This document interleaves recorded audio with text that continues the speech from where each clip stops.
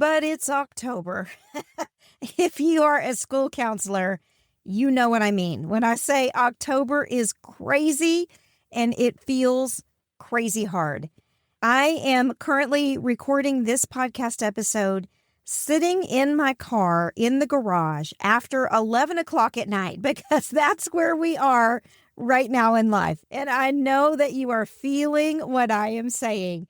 This week, as I'm recording this, there's been an AWS, Amazon Web Services outage, which affected a ton of platforms. And a lot of the platforms that were affected were the ones that I use to produce my podcast. And so I've been working really hard to get this out into the world this week. I pride myself on getting the podcast out just about every Monday. But this week, because of the platform issues, it just wasn't happening. And so I've had to give myself some grace. I've had to do the best that I can do, which is why I'm in the garage right now getting it done, right? Because I really, really wanted to talk to you about the highs, the lows, the roller coaster of school counseling this time of year and what we can do. All right. So as you know, if you've been listening to the podcast for any length of time, you know that I am a full-time school counselor just like you. And so I know if your school is anything like mine, you're probably seeing the same things that I'm seeing. I am seeing a lot of big behaviors come to the forefront, and we've had some here and there since school started, but now they seem more intense than ever. I'm seeing staff fatigue. The new was wearing off, right? The honeymoon period is over. And here we are in real life, and that is starting to show. The seams are unraveling, and we are starting to see the frayed edges of teachers' patience. And then we have a lot of hidden concerns that are coming out of the woodwork. Things I feel like people were maybe able to hide or kind of hold back at the start of the school year when things were exciting. The adrenaline was pumping, everything felt new. And then all of a sudden, those things are coming out front and center. And I'm starting to develop some concerns about some families, about some student situations and needs of all these folks, and just trying to figure out how I can intervene in all of these needs going on my campus. I'll tell you, I have a ton of parent meetings going on right now, lots of parent phone calls, teachers who need just a quick minute, which ends up being 30 minutes sometimes. And then on top of all that, we're all expected to leave our work at the end of the day, go home and somehow function as an adult, like our brains aren't completely overwhelmed and our bodies are not completely exhausted, right? And so I find this time of year, I start to see school counselors throw words like overwhelmed and burnout around a lot. And a lot of school counselors start wondering things like, is this work really worth it? Am I really making the difference that I'm trying to make? Or will I even make it through the year? And then something inevitably will happen. And it'll be a good thing. You'll get a genuine thank you. You'll see a resolution for a tough student case, or maybe admin decides to defer to you in an important situation. And all of a sudden you think, okay, now we're rolling. Things might be okay. We might be able to make it. And then we slip right back into what we've been working against all along. And we fall back into that overwhelm. You know what I mean? The cycle just repeats. I often say that schools are both the most wonderful and most dysfunctional workplaces ever conceived. And I think that our job on campuses is even a little bit more difficult because we're dealing with some things that a lot of folks on our campuses don't really get to experience. For instance, we're dealing with emotions all day long, right? Student emotions, parent emotions, staff members' emotions, they're all just swirling around us all the time. And not only are we trying to make sense of them, but we're also trying to appease, to problem solve, to find solutions. It's a lot, especially when we have all of these feelings in the mix as well. I think too, sometimes we feel like we would prefer to be more proactive than we are, but really we're having to be super reactive in a lot of situations, right? We don't have the ability to see into the future, so we don't know what's about to pop off, and we kind of feel chronically behind the eight ball. Like we can never get ahead of things. We're always just kind of sweeping up the mess as things go by.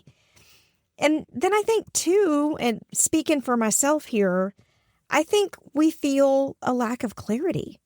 We have all of these responsibilities on our campus that we're expected to take care of, and we have this role confusion, right? Like, is this really my job? Is this really what I'm supposed to be doing?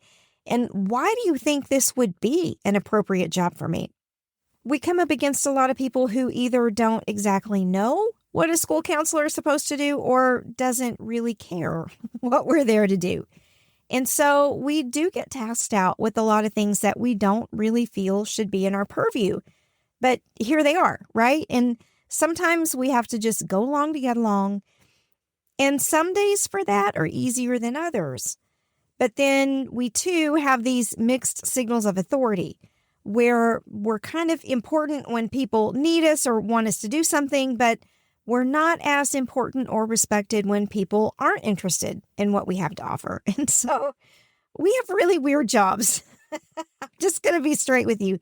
We have really interesting and strange jobs, and that requires a lot of mental energy to navigate.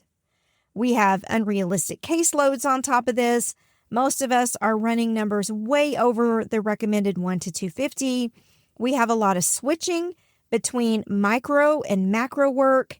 And I think this is something that doesn't get talked about nearly enough in school counseling, where we may be working on the micro one-on-one with the student in a crisis situation. And then all of a sudden we switch to the macro lens, tier 1 initiatives on our campus or something like that. And then we go back to the micro with the grieving student. And then we flip back to the macro. And it's just constantly back and forth like a ping pong ball all day long. And people, I don't think, really understand that aspect of our work. That constant movement back and forth is really tiring. It's like mental gymnastics sometimes, right? And then if we want to be real, let's take this even a step further. And I don't want this to sound like a what's wrong with school counseling episode. That's not what my point is here, because there are a lot of great things about our work too. But we got to get this out in the open, right? We got to talk about it. And I want you to know that I see you, I hear you, and I know what you're struggling with because I am there too. All right. I don't ever want you to feel like you're by yourself in all of this. So back to the point, I think we tend to have a very high drive toward empathy as school counselors, but also toward perfectionism. So we want resolution for kids, but we want it done right. We want to do things by the book, and sometimes that works against us. We get so caught up in what things should be that we just can't relax into the way things are. And I'm not saying that we need to forego all the expectations of our role or the things that we know would be best for students, but sometimes we do have to be realistic and relax our own expectation, right? We can kind of beat ourselves over the head with our own set of shoulds or musts, and those are not good. Case in point, a lot of school counselors that I've seen online and talked to online are really wrapped up in following the ASCA national model to the letter, which would be great if we all had the circumstances in place to allow us to do that. But we don't. And so we get caught up in this cycle of getting upset or angry or questioning ourselves because we're not able to maintain that standard. But they're all shoulds, right? We're not able to relax the expectation, even for just a little bit. And those choices are not always propelling us to greatness. We got to be mindful of that. And we've also got to be mindful of sliding into perfectionism disguised as care, where in our minds, we're doing our utmost for students. We are working in a caring capacity. trying to make sure they have what they need to be successful and feel good about themselves, but also understanding that sometimes that can be a disguise for our own perfectionism and some of our own insecurities. I'm just going to call it out like it is. I'm just going to be real about this. I know we all often wonder, am I doing enough? Am I doing it right? Are people even seeing what I'm doing? Or have I proved myself enough on this campus? Because nothing for nothing, if you're like me, you probably experience some of those questions and feelings every day. Even I feel it in my moment-to-moment work. I think, do the people on my campus understand what I do all day? Do they understand the value of what I bring to the table? Are they judging me? Are they talking about my role? Like, oh, it must be so nice to be the counselor and have a desk to sit at all day. Because we all know that goes on, right? We know that goes on campuses. Back to the dysfunctional thing. Yes? So we don't need to pretend that that's not happening. So we have this tremendous pressure that's pushing down on us too, in the middle of all the other things going on.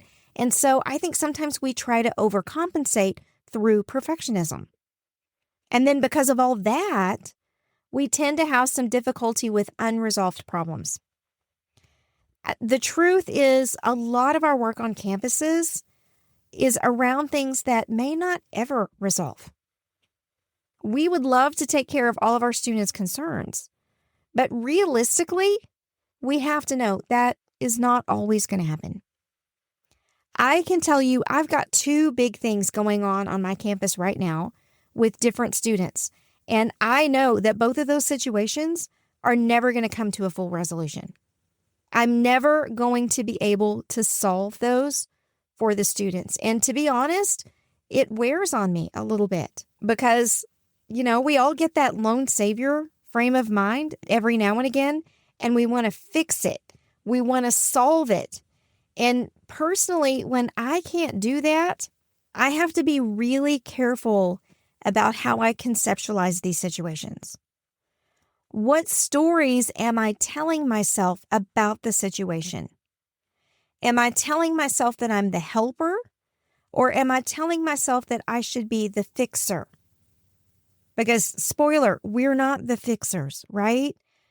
We are here to help. We are here to facilitate. We are here to walk with, but we cannot fix all the things. But morally, emotionally, those get really heavy. So every blessed one of these things contributes to these dips that we feel in the roller coaster of school counseling. And, we've kind of been chugging up towards the top. We get towards the peak, right? The top of the roller coaster about the beginning of October. And then all of a sudden we are on the downhill slope and we hit the bottom hard. And it is jarring to the senses. You know what I'm talking about, right? It is that roller coaster of school counseling. And it's a lot because once we hit those lows, we shoot out of them and all of a sudden we hit another high. We see a student resolution. We see them solve a problem on their own. We see them start functioning more independently or with more capability. And maybe we get a little bit of professional recognition along the way. And we start thinking, hey, maybe this isn't so bad. I actually love this work. This is what I was born to do. And then from out of nowhere, something shows up and punches you in the face and you're headed back down. And I laugh because I have been through this cycle so many times. And still, it never fails to surprise me when I hit one of those lows or when I hit one of those highs. So if you hear nothing else from me, hear this. The highs and lows of the roller coaster of school counseling is not indicative of your ability in your job. Hitting those lows does not mean that you're a terrible school counselor. Hitting the highs does not mean that you're the best there ever was. It is just the reality of the work. And I feel like if we had that conversation more in October, it would be so helpful to all of us to realize that these feelings are normal, that it's just the season of school counseling that we're in. Now, I'm not trying to excuse situations where you're being undermined or you're being misutilized on campus. I'm not making excuses for those things, right? There are some very real problems in the field of school counseling. There's no doubt about it.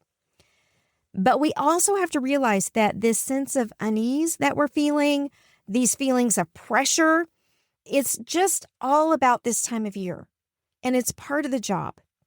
And so, for example, I'll tell you kind of what I've been doing in my own program. I've been trying to do my own work because, again, no matter how long I've done this, October still punches me in the face.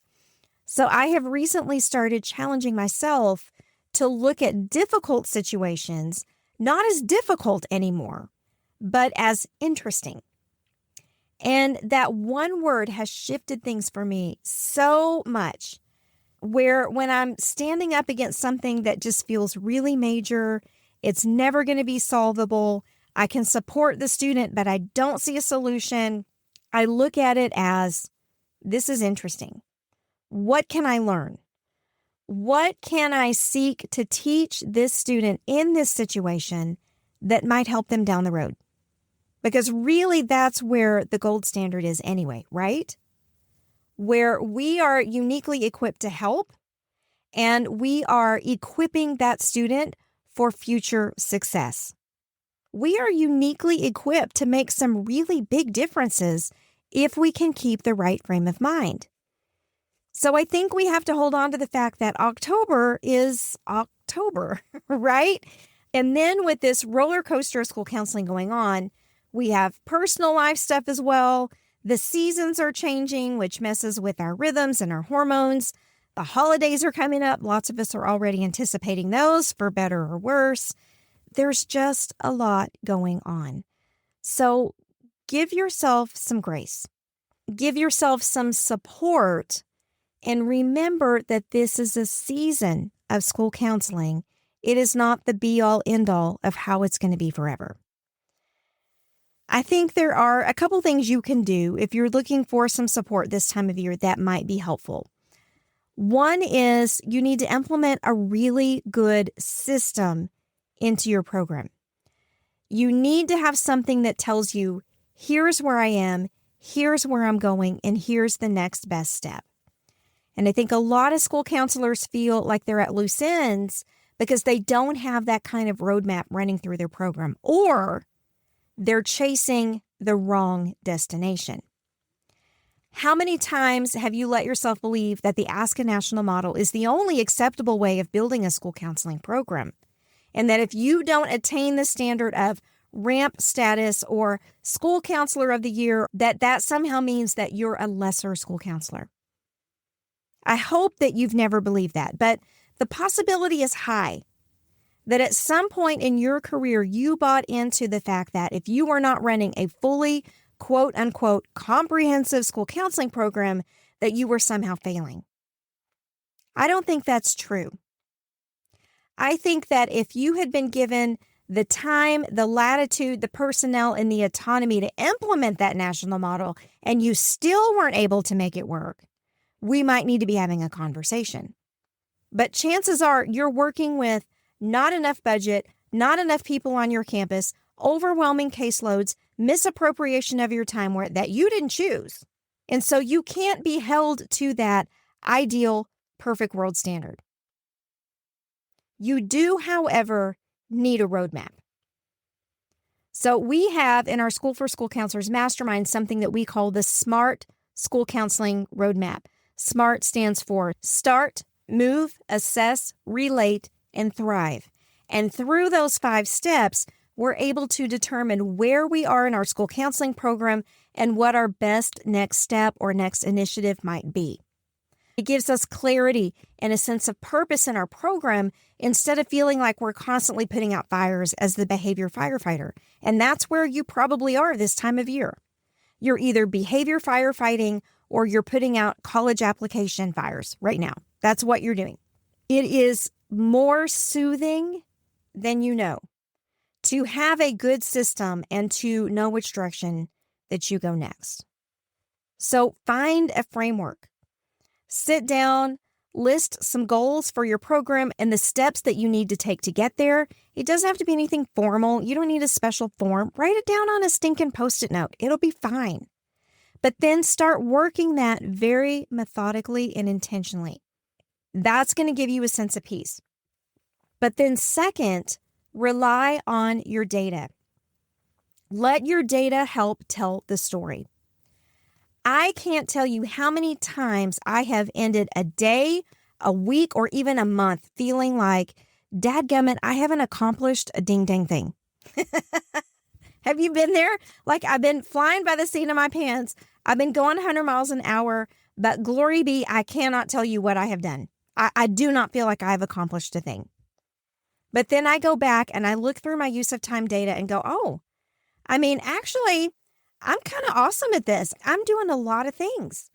I'm juggling a lot of things. There are a lot of plates spinning all at the same time, but I'm keeping it relatively under control. It is a comfort to me to see the data evidence of what I've done because our emotions are not always reliable, right? So we've got to have some sort of guidepost to let us know what we're doing and to remind us that we're really moving the needle. So you need to have a good roadmap in place for your program. You need to rely on your data as a benchmark, but then you also need to lean on your people. Find your community, find your cohort. I have found consistently over the years that the school counselors that seem to talk the most about burnout and quitting, the ones that say, I don't know if I can do this work anymore, I don't know if I was cut out for this, are the people that have no community. So we hold support and consultation chats in our mastermind community every stinking week. And these are not so that everybody can get together and vent about what's gone wrong. These are not people coming together and saying, oh my gosh, this is so terrible, this is so hard, I don't want to do this anymore.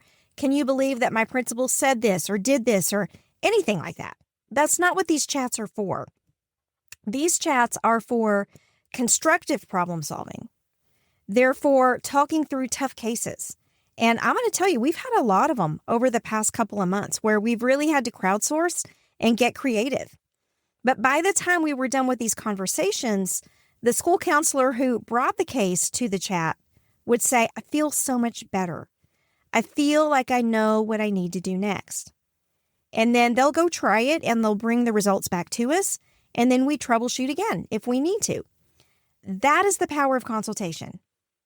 Not having to rely just on your own brain and your own decision making, but to rely on the power of 10, 15, or 20 people standing behind you, helping you call the shots so that you don't feel like you're by yourself. You feel like you have good information, you have a breadth of experience speaking for you, and you know legitimately what needs to come next. Some of our mastermind members have said this, and these are direct quotes. Before, I always did what I'd always done because it was the only way it had been done. But after joining the mastermind, I questioned things in an improvement mindset. I learned how to improve my own craft as well as our school counseling program. And now I'm genuinely happy with my career choice and going to work, even if some days are rough. That is a direct quote. Another member said, I was feeling lost as a school counselor. I didn't know where to start, but after joining the mastermind, I feel ready and prepared. I have wonderful suggestions from others, and I'm ready to begin. Isn't that awesome?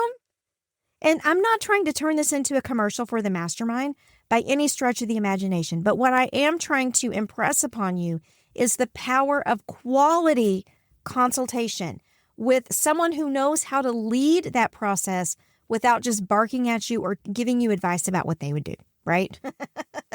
And I'll give you one more because this is from one of our rock star members. They said, before joining the mastermind, I was constantly looking to others for the right way to do things and thinking that there were certain standards I had to follow to prove that I belonged in this profession. Does that sound familiar? Right? Okay, let me keep going. I've learned to trust my own judgment and experience to meet the needs of my students in ways that are responsive and meaningful. Being part of the mastermind helped me see that I don't just advocate for my students, but for myself too. My friend, wow, right? So find a consultative community like that. Get the support that you need to get through this crazy month of October, because I promise you it never fails. It feels like a doozy every year. All right.